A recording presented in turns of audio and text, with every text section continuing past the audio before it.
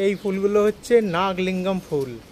দেখুন নাগের মতো রয়েছে, সুন্দর গন্ধ আছে, একে ক্যানন বল ট্রিও বলে।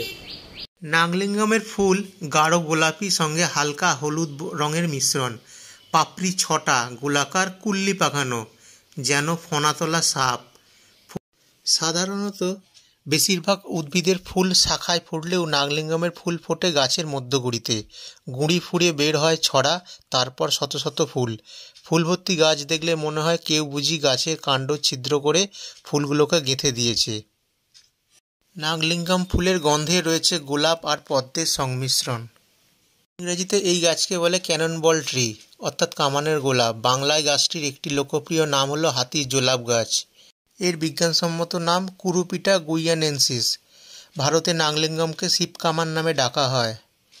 এই গাছ আমাজন জঙ্গলে প্রায় 3000 বছর আগে প্রথম সন্ধান পাওয়া যায়।